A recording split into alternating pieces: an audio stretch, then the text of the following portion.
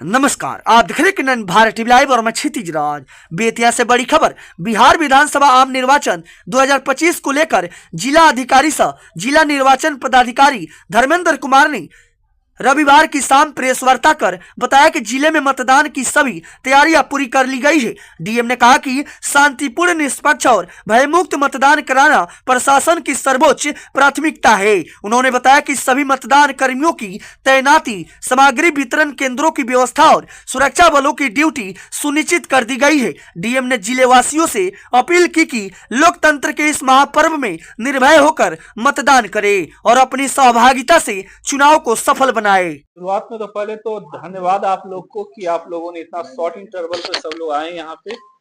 और आज जो हमारे जो मतदान दल के सदस्य लोग हैं उन लोगों का ज्वाइनिंग लिया गया और एसपी साहब के द्वारा और मेरे द्वारा जो है इलेक्शन के बारे में विस्तृत रूप से जानकारी दी गई है। हम लोग के पास फोर्स सफिशिएंट मात्रा में है। फोर्स और मतदान दल के जो हमारे लोग हैं उनका जो है मिलान भी हो गया है। हर एक 10-10 बूथों पे सेक्टर ऑफिसर हैं और फिर जो है 5-5 सेक्टर ऑफिसर्स के ऊपर जोनल मजिस्ट्रेट है और उसके बाद सुपर जोनल का भी कंसेप्ट हम लोगों ने रखा है। आज आप लोग जानते हैं कि 11 को जो है मतदान है हमारा और आज अभी जस्ट वन आवर के बाद जो है जो समय जो था जिसमें लोग अपने बारे में अभ्यर्थी गण जो है लोगों के बीच प्रचार प्रसार करते हैं वो समय समाप्त हो रहा है और 48 घंटे का एसओपी जो हम लोग का होता है वो अब जारी हो जाएगा और हम लोग जो है इंटरनेशनल बॉर्डर्स 72 घंटे अर्ली में सील हो चुकी है नेपाल के साथ हमारा। 48 आवर्स बिफोर में जो है इंटर स्टेट बॉर्डर मतलब जो जो हमारा यूपी का जो है बॉर्डर वो सील हो जाएगा। मतदान दलों को हम लोगों ने विस्तृत तौर से जानकारी दी है और इस बार आप सब लोग जानते हैं कि आयोग के दिशा निर्देश में बहुत से स्पेशल इनिशिएटिव लिए गए हैं।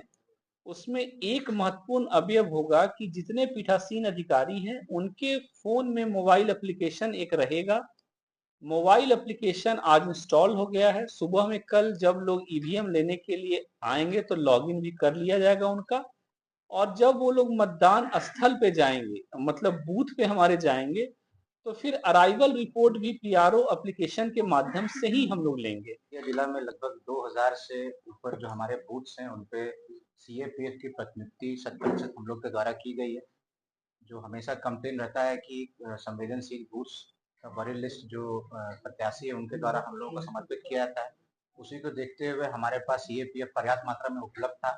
हम लोगों ने सभी बूथ्स पर सीएपीएफ प्रतिनियुक्त किया है और जो क्रिटिकल बूथ्स हैं उनमें हम लोगों ने जो मानक इलेक्शन कमीशन ऑफ इंडिया के द्वारा घोषित किया गया है उसमें 3 और 4 बूथ और 5 और 6 से ऊपर बूथ्स पे हम लोगों ने एक सेक्शन सीएपीएफ की प्रतिनियुक्ति और जो एक्स्ट्रा हाफ सेक्शन देना है वो भी सीएपीएफ की प्रतिनियुक्ति की है।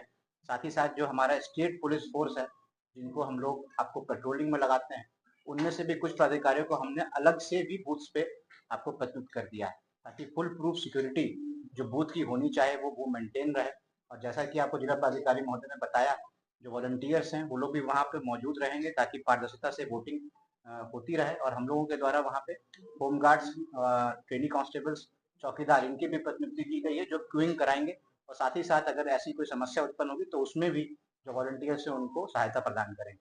साथ ही साथ जो बूथ के बाहर का क्षेत्र है आप सभी को पता होगा कि 100 मीटर के अंतर्गत 144 का आपको घोषित रहता है, इसलिए सभी से यही अनुरोध रहेगा कि उसको आप लोग अनुपालन करेंगे। मीडिया कर्मी को भी वहाँ पे जाने के लिए आप लोगों की भी समस्याएं रहती हैं कि हम लोगों को कवरेज सही से नहीं मिल रहा है, उसको लेकर के भी आपको जो सारे गाइडलाइंस है उसको आपको बता दिया गया है।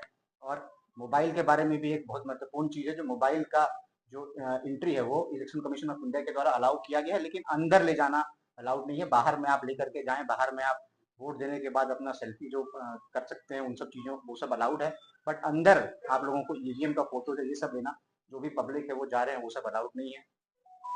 अब हम आ जाते हैं आपको बाहर में जो बूथ से अन्य जो ईवीएम का मूवमेंट हमारा रहेगा उसमें हम लोगों की पेट्रोलिंग पार्टीज विभिन्न जितने भी हमारे डीएसपीज यहाँ पे मौजूद हैं उन सभी को हम लोगों ने उपयोग किया। लगभग 7 एसीज का मुझे बेतिया जिला में देखना पड़ता है तो उसमें हमारे पास 8 डीएसपी उपलब्ध हैं। हमने सातों डीएसपी को विभिन्न जितने भी हमारे पास बाइक क्यूआरटी उपलब्ध है उनके साथ अलग अलग फोर्सेज के साथ उनको प्रतिनियुक्त करेंगे।